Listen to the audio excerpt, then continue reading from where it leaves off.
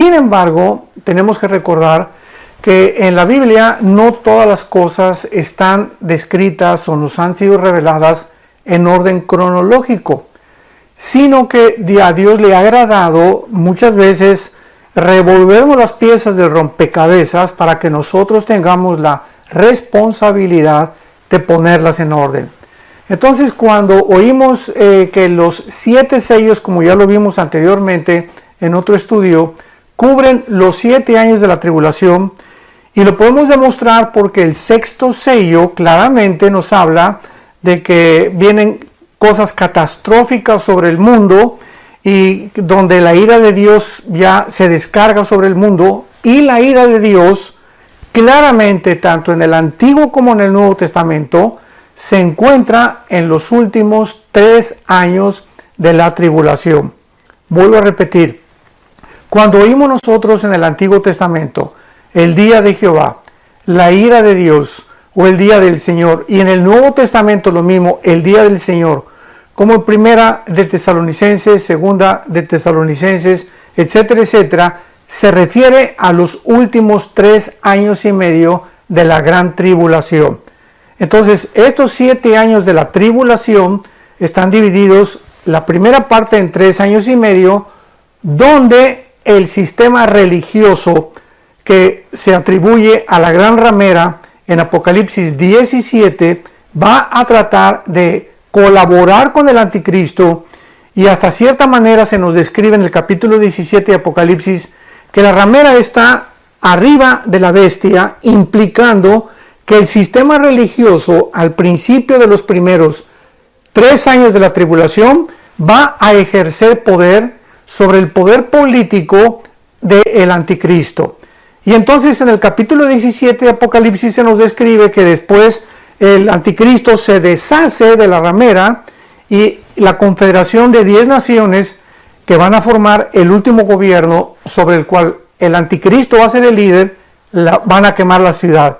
Porque se nos describe en el último versículo del Apocalipsis 17 que la ramera es una gran ciudad. O sea, una ciudad que va a tener un control religioso sobre el mundo, o sobre la mayor parte del mundo. Y una vez que sea quemada esta ciudad, después de los primeros 3 años y medio, viene el poder político del anticristo, donde él se erige como juez, donde él ya no acepta ninguna religión más que la que él va a imponer, y es lo que dice Segunda de Tesalonicenses capítulo 2, que va a entrar al templo de Jerusalén violando el trato o el pacto que hizo con los judíos, y en ese momento él se erige como Dios. Y ahí viene completamente todo lo que son las trompetas que vamos a continuación a estudiar. Porque las trompetas vamos a demostrar simplemente que van a suceder en los últimos 3 años y medio de la tribulación. Muy bien. En el capítulo 8 del libro del Apocalipsis encontramos el 7º sello.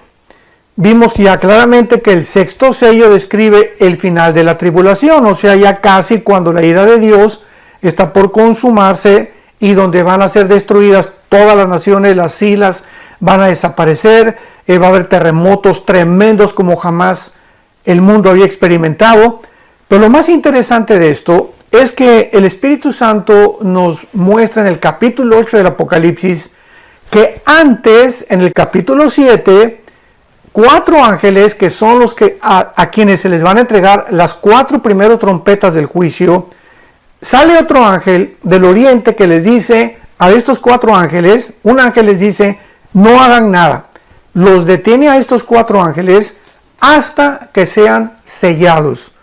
Los 144,000 judíos, 12,000 de cada tribu, para que entonces después de que estén sellados, o sea, protegidos por Dios, los ángeles que van a tocar las trompetas en el capítulo 8 las puedan ejercer o puedan llevar a cabo su destrucción.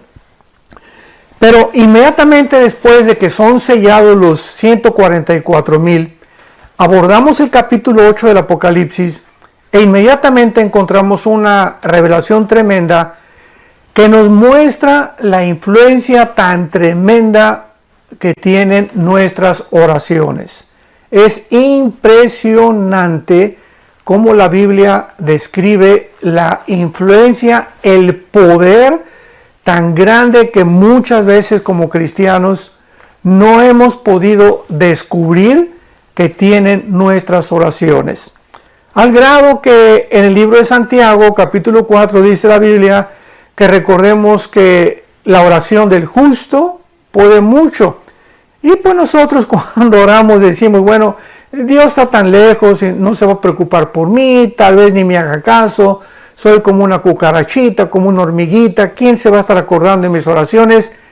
Sin embargo, cuando realmente creemos y realmente absorbemos la palabra de Dios y comenzamos a demostrar a través de la práctica de la oración que Dios contesta la oración y que Dios hace milagros a través de nuestras oraciones, es cuando somos animados a poder orar. Por eso la Biblia dice en 1 Pedro 4:7, el fin de todas las cosas se acerca, velad y sean sobrios en oración. En Efesios 6, orando en todo tiempo por todos los santos, y creo que este es uno de los tiempos más importantes, y no estoy exagerando, de los más importantes de todos los últimos 2000 aproximadamente años de la iglesia cristiana, donde estamos en una hora de la prueba, donde estamos en una época donde los dolores han comenzado, como los dolores de parto de una mujer, a ser cada vez más intensos. Y mientras más intensos se hagan estos dolores, y mientras más la presión del mundo venga sobre nosotros los cristianos, más necesitamos fortalecer nuestra vida interior. Más necesitamos blindarnos con toda la armadura de Dios, con la espada del Espíritu, con el escudo de la fe, con el casco de la salvación, con los pies del Evangelio, y orando en todo tiempo por todos los santos. Porque es a través de nuestra comunión, a través de la oración, donde nosotros hacemos contacto con la fuente de energía. Hacemos contacto, nos conectamos con Dios cuando nos ponemos de rodillas, o en la posición en la que tú puedas escoger orar. Eso no importa mucho. Lo importante es que no perdamos nuestro contacto con Dios. Y lo vamos a demostrar al final de la Biblia, en este capítulo 8 del Apocalipsis, que es la antesala de las trompetas que vamos a continuación a poder describir. Dice así: cuando abrió el séptimo sello, se hizo silencio en el cielo como por media hora, y vi a los 7 ángeles que estaban en pie ante Dios, y se les dieron 7 trompetas. Aquí pues Juan ve que antes de que venga el juicio y antes de que se toquen las 7 trompetas, él ve a estos 7 ángeles parados ya dispuestos a tocar las trompetas. Sin embargo, observemos lo que sigue.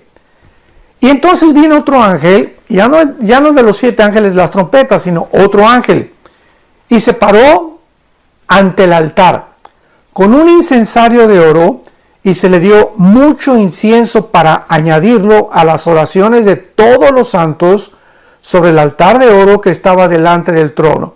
Aquí nos damos cuenta que el incienso en el Antiguo Testamento, si bien recordamos, es un tipo, es un símbolo, es una representación de nuestras oraciones. Porque es algo, ¿verdad? Es más, todavía Dios les dio los ingredientes especiales con los que debería hacerse el incienso. Hasta eso Dios es meticuloso y detallista, porque ahí involucra también el detalle y lo profundo que involucra las oraciones de todos nosotros. Entonces el incienso en el Antiguo Testamento simboliza como algo que sube hasta el trono de Dios, y que en el Nuevo Testamento son nuestras oraciones. Muy bien.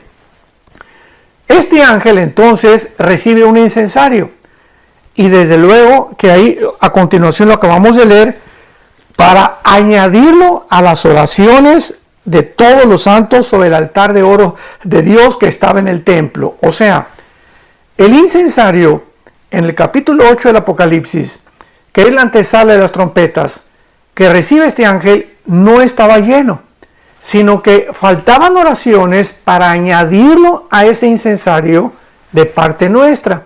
Y vemos a continuación lo que sigue. Y de la mano del ángel subió a la presencia de Dios el humo del incienso de las oraciones de los santos. O sea, recordemos que aquí el incensario no está lleno, está en el cielo, y las oraciones que están haciendo aquí abajo en la tierra los santos están subiendo para llenar el incensario. O sea, viene un tiempo cuando nuestras oraciones van a tener un final y cuando ya Dios no va a escuchar ninguna oración porque el tiempo del juicio vino. Entonces es maravilloso que nos demos cuenta que antes de los últimos años de la tribulación, Dios continúa teniendo misericordia y gracia, porque ya finalmente, ya al final no va a haber absolutamente nada. Vemos después de los 1000 años el juicio, el gran trono blanco, donde todos van a estar parados delante de Dios y se acabó la gracia, se acabó la misericordia, se acabó el favor de Dios. Entonces, dice la Biblia, de la mano del ángel subió a la presencia de Dios el humo del incensario con las oraciones de los santos. Y el ángel tomó el incensario, observemos lo que pasa, y lo llenó de fuego del altar. O sea, el incensario lo mezcló con el fuego del altar.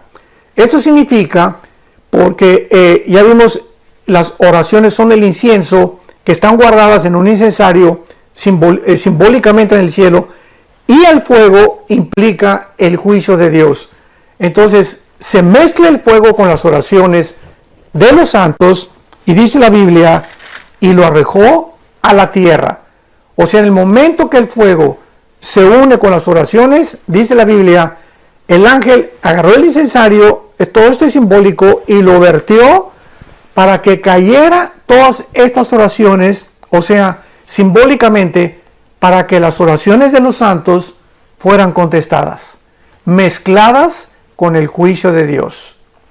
Y dice así, y hubo truenos, y voces, y relámpagos, y un terremoto. Y una vez que el ángel nos simboliza aquí con esta escena maravillosa, que nuestras oraciones van a ser contestadas, implica que las oraciones que estamos haciendo nosotros aquí en la tierra, de alguna manera están acelerando el juicio de Dios. Mientras nosotros oramos, le estamos diciendo a Dios, cada día que oramos, Señor, ya termina con esto. Ya ven, por favor, por nosotros, que tu gracia, que tu justicia, que tu paz se establezca en la tierra. Y aún en el quinto sello, lo vimos también en el quinto sello, en el capítulo 4 del Apocalipsis, vemos claramente también que los santos del Antiguo Testamento estaban orando en el versículo 4 en adelante, capítulo 6 del Apocalipsis, versículo 10 en adelante, en el quinto sello, estaban orando a Dios y diciéndole arriba en el cielo, ¿hasta cuándo, Dios, justo y verdadero, venga nuestra sangre? Ahí en el cielo todavía los ángeles están junto a los santos de Dios.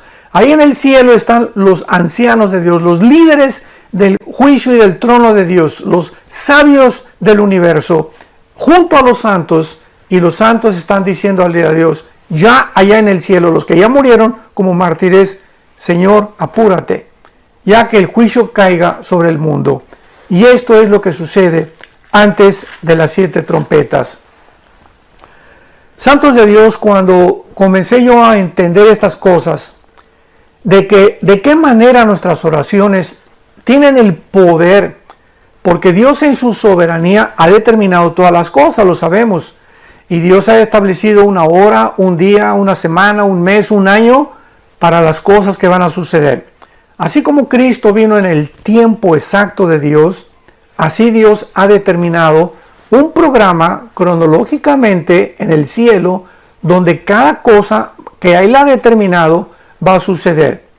como cuando en el capítulo 2 de los Hechos el apóstol Pedro, explicándole a los judíos la muerte de Cristo, les dijo, entregado por el predeterminado consejo y anticipado conocimiento. Predeterminado consejo. Dios había ya establecido desde antes de la fundación del mundo que su Hijo Jesucristo fuera crucificado. Con predeterminado consejo y anticipado conocimiento, Dios sabía cuando Jesús vino al mundo todo lo que iba a suceder. Y lo vemos en la misma vida de Jesucristo. Cristo, el día anterior a su muerte, cuando estaba tomando la última cena con los discípulos, él sabía perfectamente que esa noche era la última cena que iba a tomar con ellos. Él sabía que al otro día, a las 9 de la mañana, iba a estar colgado en una cruz. Él tenía un anticipado conocimiento de las cosas que iban a suceder. Cuando él comenzó a encaminarse hacia Jerusalén, después de estar en Galilea, les dijo a los discípulos, voy a enfrentar ahora el juicio. Seré entregado por los líderes, los sumos sacerdotes, van a golpearme, van a hacerme sufrir y voy a morir y a los 3 días voy a resucitar. Cristo tenía una ubicación, un conocimiento perfecto, determinado consejo y anticipado conocimiento de todo lo que iba a suceder.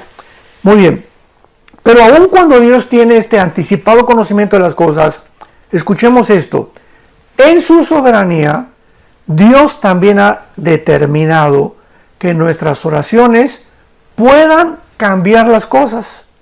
Esto es asombroso. O sea, ¿qué quiero decir? Que las oraciones pueden muchas veces hacer cambiar el consejo de Dios. Esto es una revelación impresionante. ¿Cómo lo puedo demostrar? Muy fácil. ¿Se acuerdan ustedes cuando Dios en el Antiguo Testamento le dijo a Moisés, he determinado acabar con este pueblo? ¿Y qué hace Moisés? Se pone en la brecha y le dice a Dios, Señor, no hagas esto. Y comienza a orar Moisés, y por la oración de Moisés, Dios cambia su manera de pensar. Y esto es precisamente lo que significa cuando encontramos en el Antiguo Testamento, y Dios se arrepintió. Y Dios se arrepintió. Y más adelante dice el libro de los Números, mas Dios no es hombre que se arrepienta como los hombres. O sea, cuando vimos esta frase, y Dios se arrepintió, ¿qué quiere decir? Ahora lo entendemos. La palabra shuv, S-C-H-W-B grande, shuv, como suena en el hebreo, es la palabra que se tradujo en el Nuevo Testamento metanoia y que se tradujo al español arrepentimiento. Entonces la palabra shuv en el Antiguo Testamento significa volverse, regresar a. ¿Qué es lo que significa el arrepentimiento? Vas en un camino, te arrepientes y cambias tu manera de pensar y regresas y te vuelves a Dios. Porque el verdadero arrepentimiento no solamente es ya no voy a dejar a fumar, ya no voy a tomar, ya no voy a ver pornografía, sino que aparte de dejar esas cosas, nos regresamos hacia Dios y reconocemos que sin Él no vamos a poder continuar viviendo la vida cristiana. Entonces en el Antiguo Testamento, cuando dice la Biblia que Dios se arrepintió, esto no significa que Él haya cambiado su manera de pensar respecto al pecado, porque es lo que significa para nosotros como hombres. Dios no se arrepiente como nosotros, o sea, su manera de pensar no es igual a la de nosotros, porque la palabra arrepentimiento significa cambio de mente, cambiar de manera de pensar. Cuando nosotros nos arrepentimos es de algo malo hacia lo bueno, pero cuando Dios dice que Él se arrepiente, es cuando Él cambia su manera de pensar con respecto a nuestro trato. Y Dios se arrepintió, o sea, Dios cambió su manera de pensar en cuanto a lo que Él iba a hacer con el pueblo de Israel, en cuanto a lo que Él quería o tenía determinado para hacer. Y otro ejemplo lo tenemos con el famoso Jonás. La palabra Jonás, ¿verdad?, significa paloma, ya lo sabemos, paloma significa Jonás. Y cuando Jonás es enviado a Nínive, a una ciudad asiria, para que esta ciudad sea completamente destruida, Dios, cuando ve que se arrepiente la gente, ya Dios había determinado, voy a destruir a Nínive. Y Jonás feliz de la vida, porque Jonás era de esos profetas, ¿verdad?, del juicio, que cayera fuego inmediatamente sobre todos los enemigos de Dios. Lo mismo que los discípulos antes de que muriera Cristo le dijeron que caiga fuego y que los mate a todos los que están en contra de ti. Cristo les contestó, ustedes no saben de qué espíritu son. Entonces Jonás era este tipo de hombre, como hay muchos cristianos también, que caiga el juicio de Dios y que ya los consuma de una vez. Pero este no es el corazón de Dios muchas veces. Entonces cuando Jonás ve que Dios perdona a Nínive, se enoja. O sea, Dios había ya determinado que Nínive fuera destruida, pero el arrepentimiento, cuando se dieron vuelta de sus caminos y regresaron a Él, Dios los perdonó. Este es otro ejemplo tremendo de lo que estamos nosotros exponiendo, que nuestras oraciones tienen un poder tremendo, una influencia maravillosa, simplemente porque en su soberanía Dios así lo ha determinado. Que cuando nosotros oremos, Él puede cambiar muchas cosas que iba a hacer o a favor o en contra de nosotros. Por ejemplo, Dios ha dicho, bueno, a Pepe ya voy a determinar hacer esto y esto porque sigue con su pornografía, ¿verdad? Me lo voy a llevar a casa, porque Dios se lleva a muchos cristianos antes de tiempo a casa. Y entonces Pepe se arrepiente. ¿Qué hace Dios? Cambia Dios su manera de pensar y entonces le prolonga la misericordia a Pepe y le agrega más años de vida porque Pepe se arrepintió de su pecado. Entonces, esto es lo que el Apocalipsis quiere nosotros enseñarnos, y todo esto, todo este trasfondo lo tuve que poder explicar para que cuando nos introduzcamos en el libro del Apocalipsis podamos comprender la mente de Dios. ¿Por qué hace Dios lo que hace? ¿Por qué estos juicios tan terribles? Porque llega un momento en que ya el ser humano está tan depravado, tan degenerado, tan endurecido. El otro día yo estaba escuchando que lo que está pasando ahorita actualmente en el mundo con el famoso coronavirus y la pandemia, etcétera, etcétera, que ahora ya quieren hasta que usemos gogles. O sea, a ratito nos van a querer vestir de astronautas, que dice que para protegernos de esto. Yo estaba pensando dentro de mi corazón realmente lo que se encuentra detrás de toda esta orquestación siniestra es mucha maldad. Hay mucha maldad detrás de todo lo que está pasando. O sea, yo le comenté a mi esposa el otro día, nos quieren matar, están prohibiendo medicinas que pueden sanar a las personas, inmediatamente las sacan del internet. O sea, hay algo detrás siniestro, y lo único que puedo concluir es peor maldad que la de los nazis. Hay personas en el siglo XXI que no tienen alma, que ya han perdido su alma, que lo único que les interesa es enriquecerse, tener poder político, tener influencia sobre los demás y ver a todos los seres humanos como una bola de esclavos, exactamente como en las antiguas películas de ficción. Entonces, esta es la razón por la cual esta maldad que se profetizó en la Biblia, Mateo 24:12, por haberse multiplicado la maldad, el amor se enfriará. 2 Timoteo capítulo 3, porque vendrán tiempos peligrosos, Pablo, le dice el Espíritu Santo, hombres amadores de sí mismos, vanagloriosos, orgullosos, sin afecto natural, sin ningún sentimiento por los demás. 1 Timoteo 4, porque el Espíritu dice que muchos apostatarán de la fe, escuchando espíritus engañadores, con doctrinas, con barbaridades, herejías, que vendrán contra la palabra de Dios y para alejarnos del camino. Estamos en tiempos peligrosos, en los que hace 2000 años el Espíritu Santo le dijo a Pablo y estos tiempos están por culminarse y que el libro del Apocalipsis nos los describe. Y entonces vienen las trompetas, donde el primer ángel, capítulo 8 del Apocalipsis, versículo 7, toca la trompeta y de una forma resumida, el primer ángel toca la trompeta y se quema la tercera parte de toda la hierba verde del mundo. Todos los árboles y todo lo que es verde se quema. La segunda trompeta, versículo 8, se toca la trompeta y la tercera parte del mar, la tercera parte de los barcos, la tercera parte de toda aquella vida que existía en el mar es completamente destruida. La tercera parte se convierte en sangre.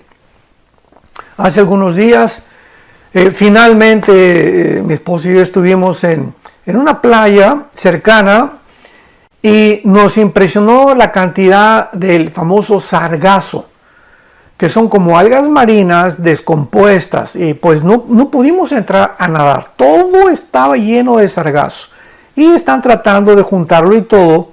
Y yo me acerqué y el olor era nauseabundo, era un olor terrible. Bueno, ¿qué cosa es esto? Que después de tantos experimentos de bombas atómicas que se han hecho en el océano Atlántico y Pacífico, después de los billones de litros de petróleo que se han derramado en todos los océanos y en los mares del mundo, el mar ya está, ahora sí que insoportable la vida marina. Están delfines encontrándose muertos en las playas, ballenas encontrándose muertas en las playas, y todas estas algas, este famoso sargazo, no son más que algas que se están muriendo, que es vida dentro del mar y que se muere con la contaminación, que se desprende y que el mar arroja hacia las playas. Y el olor pues es nauseabundo porque trae todo el olor, ¿verdad?, de la contaminación de todo lo que nosotros los seres humanos hemos hecho con la vida marítima. Pero cuando llegue la segunda trompeta nos damos cuenta que ya la tercera parte del mundo entero en el mar está completamente descompuesta. En la tercera trompeta, la tercera parte de todos los ríos y arroyos del mundo serán descompuestos también. Y dice la Biblia que en la cuarta trompeta el sol, la luna y las estrellas se oscurecerán en una tercera parte para que no hubiera luz en la tercera parte del día y asimismo de la noche. Y cuando entremos nosotros a la quinta trompeta, en el próximo estudio, en la próxima conferencia el sábado, en la respuesta de las preguntas, vamos a profundizar en la quinta trompeta, que es cuando un ángel baja al centro de la tierra y abre el abismo. El abismo es el lugar donde están escondidos todos los demonios.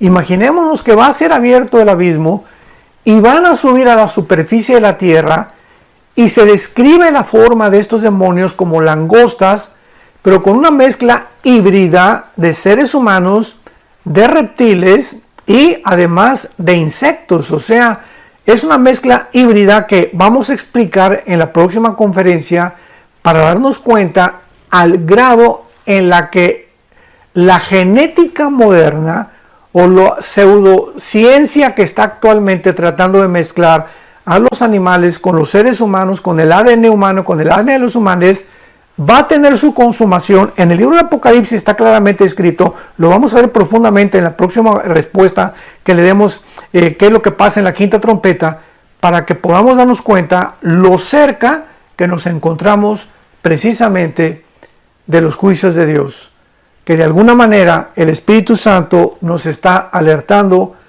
y nos está previniendo en este tiempo. Busquemos a Dios con todo nuestro corazón. Quiero leer en el Evangelio de Lucas, capítulo 21, lo que la Biblia dice claramente, o las advertencias que ya Dios nos hace para el tiempo que estamos viviendo.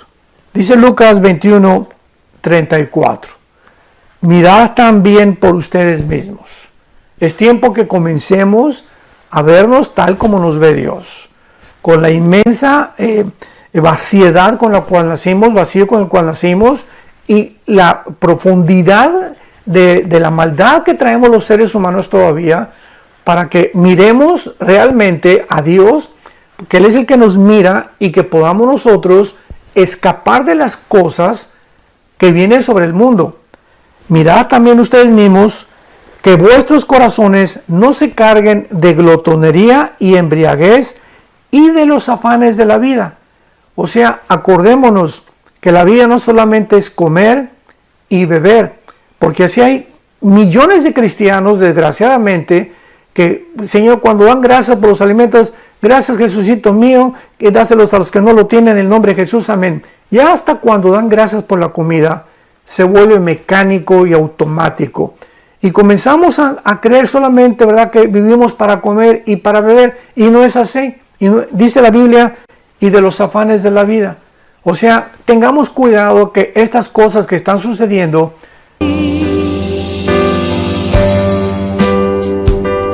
You complete me and my being. Your smile captivates my heart. I am so not me when you look at me. I forget what I really had to say. This is the magic of your love for me. It's my soul destiny that I am miracle of my dreams.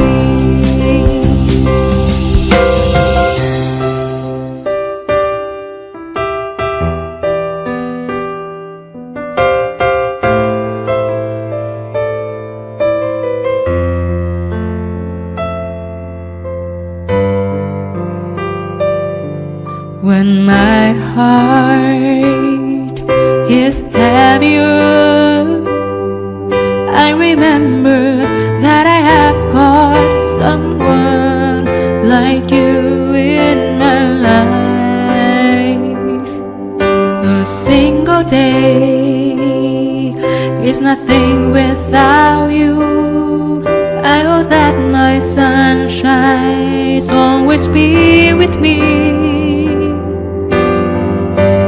no entren a nuestra vida espiritual, nuestra vida interior, y nos quiten la paz, y nos desenfoquen, perdamos la brújula y podamos perder el camino, y creamos que estamos siguiendo a Jesucristo, y ya dejamos de seguirlo, y muchos han comenzado ya a seguirlo desde lejos. Así fue como Pedro cayó en el pecado de negar a Cristo, cuando lo comenzó a seguir de lejos. Y finalmente dice la Biblia, y venga de repente sobre vosotros aquel día. ¿Cuál es aquel día? El tiempo que estamos estudiando en el Apocalipsis, que caerá sobre el mundo. Porque como un lazo vendrá sobre todos los que habitan en la faz de la tierra. Velad pues, porque en todo tiempo orando, para que seamos tenidos, escuchen esto, para que seamos tenidos por dignos de escapar de todas estas cosas que vendrán y de estar en pie delante del Hijo del Hombre. Para que Dios nos tome como dignos de sacarnos de este mundo y de las cosas que vendrán. Entonces, ¿cuál es la única forma en la que podemos nosotros tener la absoluta seguridad que nos vamos en el rapto de la iglesia? Cuando verdaderamente nuestra vida es una vida de oración, una vida de devoción, una vida en la que no hemos permitido ni nos hemos dado el lujo de separarnos de Cristo, de nuestros devocionales diarios, de su santa palabra, de la palabra de Dios, para que podamos estar completamente seguros de que en cualquier momento, como un lazo así cayó el coronavirus, ¿recuerdan? En enero del año 2020 en el que nos encontramos, nadie sabía nada. Entramos a febrero y pues más o menos entramos en marzo y de repente, como un lazo, nunca nos imaginamos, marzo, abril, mayo, junio, julio, llevamos 5 meses, 5 meses con una supuesta pandemia en la que ha arrasado con la economía, con el problema mental de millones de seres humanos, con niños, con matrimonios, etcétera, etcétera. Ha devastado la humanidad en los últimos 5 meses y cayó de repente, como un lazo. Nunca nos imaginamos que pudiera el mundo entrar en el camino donde el mundo se encuentra actualmente